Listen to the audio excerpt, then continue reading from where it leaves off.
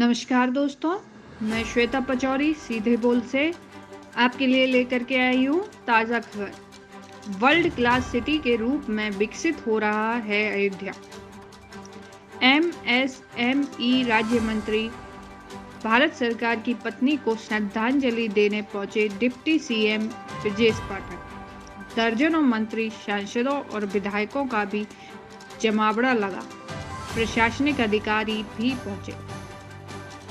क्षेत्रीय सांसद और एमएसएमई राज्य मंत्री भारत सरकार भानु प्रताप सिंह वर्मा की धर्मपत्नी श्रीमती राममूर्ति देवी वर्मा के निधन पर सोमवार को कोंच में आयोजित प्रार्थना सभा 12वीं भोज कार्यक्रम में भाग लेने सूबे के डिप्टी समेत दर्जनों मंत्री, सांसदों और विधायकों का यहां जमावड़ा रहा।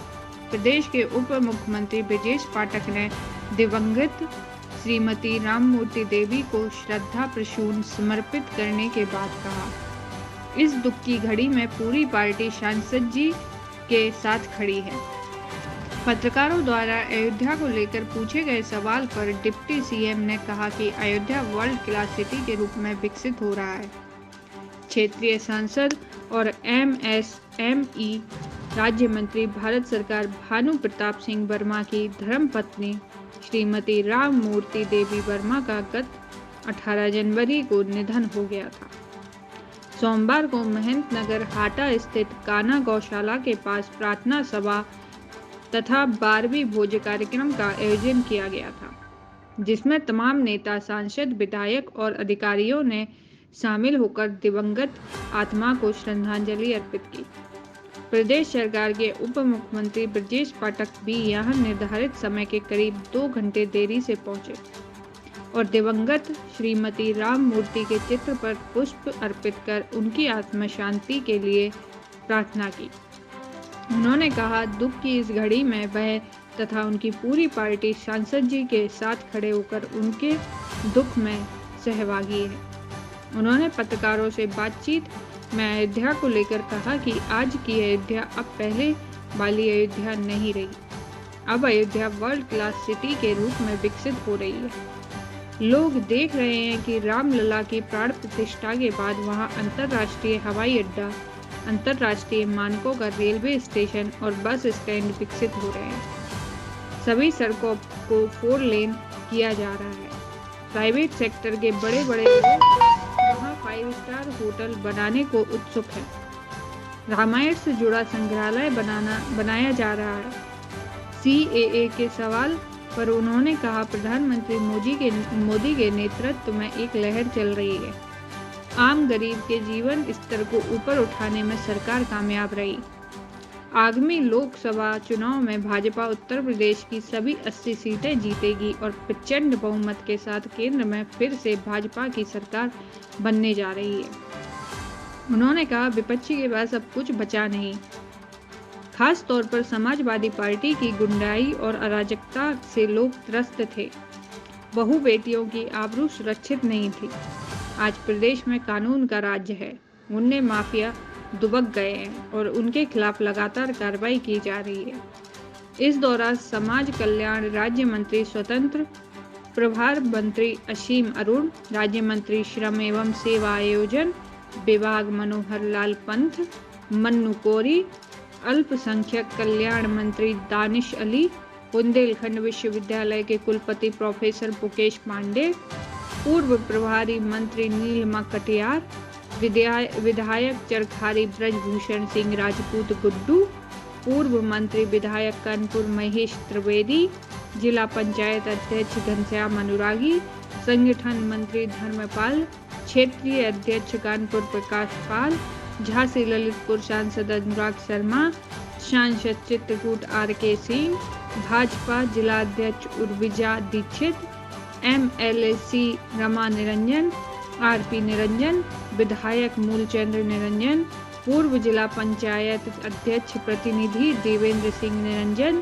पूर्व विधायक कालपी नरेंद्र सिंह जादौन, पूर्व विधायक संतराम सिंह सेंगर, पूर्व भाजपा जिला अध्यक्ष जगदीश तिवारी, नागेंद्र गुप्ता, कप्तान सिंह राजपूत, नगर पालिका अध्यक्ष प्रदीप गुप्ता, अभिमन्यु सिंह डिम्पल, अनिरुद्ध सिंह परिहार, भाजपा नगर अध्यक्ष सुनील लोहिया, कोंच ग्रामीण मंडल अध्यक्ष सर्वेश निरंजन, अशोक राठौर, उरई, अशोक शुक्ला, बब्बा आदि रहे। वहीं उत्तर प्रदेश के उप मुख्यमंत्री ब्रजेश पाठक दुबे परिवार जी को श्रीमद् भागवत कथा का आयोजन चमारी में कर रहा है, वहां पहुंचे और उन्होंने कहा कि प्रदेश में 80 सीटें जीतकर तीसरी बार बनेंगे प्रधानमंत्री मोदी। अयोध्या में रामलला विराजमान हो गए, प्रदेश राममय हो गया। प्रदेश में लोकसभा की 80 सीटें जीतकर तीसरी बार बनेंगे प्रधानमंत्री मोदी, जिसमें किसी तरह की कोई गुंजाइश बच नहीं रही है। हुआ है। आज हम सब उन्हें श्रद्धा सुमन अर्पित करने के लिए एकत्र हुए हैं। हम ईश्वर से प्रार्थना करते हैं कि वर्मा जी की धर्मपत्नी को ईश्वर अपने सी चरणों में स्थान दें और परिवार को असहनीय पीड़ा को सहने की ताकत प्रदान करें। इस दुख की घड़ी में पूरी पार्टी उनके साथ है, हम सब उनके साथ खड़े हैं और उनके इस दुख की घड़ी में पूरी पार्टी साथ है और उनको दुख महसूस न हो, इसलिए लगातार हम लोग उनके साथ हैं, संपर्क में हैं। सर, अयोध्या में राम मंदिर की प्राण प्रतिष्ठा हो गई है, अब किस नज़रिए से और उसकी अभी देखिए, अयोध्या वर्ल्ड क्लास सिटी के रूप में डेवलप हो रहा है। भव्य रामलला के मंदिर के प्राण प्रतिष्ठा के उपरांत आप देख रहे हैं कि अंतर्राष्ट्रीय हवाई अड्डा, अंतर्राष्ट्रीय मानक का रेलवे स्टेशन, सभी सड़कों को 4 लेन किया जा रहा है। इसके अलावा प्राइवेट सेक्टर में सभी कह सकता हूँ बड़े बड़े 5 स्टार होटल्स वहाँ पर आ रहे हैं। रामायण के लिए एक संग्रहालय बनाया जा रहा है, रामायण रिसर्च सेंटर भी बनाया जा रहा है। इसके अलावा अन्य जो अंतर्राष्ट्रीय मानक के पैमाने हैं उनको अंतर्राष्ट्रीय सिटी के रूप में डेवलप करते हुए सभी पैमानों को हम पूरा कर रहे हैं। सर, सीए पे आज शांतनु जो आपके केंद्रीय मंत्री हैं, उन्होंने कहा है कि 7 दिन में हम सीए लागू कर देंगे, तो क्या देखिए, आप इस बात पर ध्यान दें, माननीय प्रधानमंत्री नरेंद्र मोदी जी के मार्गदर्शन में पूरे देश में इस समय एक लहर चल रही है।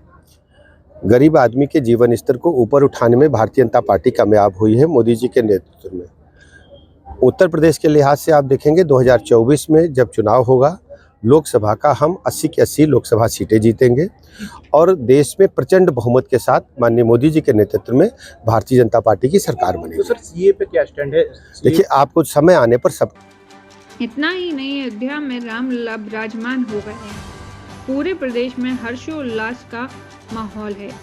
उक्त बात प्रदेश के मुख्यमंत्री ब्रजेश पाठक ने ग्राम चमारी में दुबे परिवार द्वारा आयोजित श्रीमद् भागवत कथा के शुभ अवसर पर कही ये बात। उन्होंने कहा कि जिस तरह का माहौल प्रदेश में बन रहा है उससे यह तो तय है कि हो गया है कि प्रदेश की सभी 80 सीटों पर भाजपा प्रचंड बहुमत से जीतकर तीसरी बार प्रधानमंत्री मोदी को बनाया जाएगा। यह जीत यह साबित कर देगी कि भाजपा का अस्तित्व अभी भी कायम है। इसके अलावा उन्होंने कहा कि प्रदेश में अच्छा माहौल है, रामलला अयोध्या में विराजमान हो गए हैं, उत्तर प्रदेश राममय हो गया।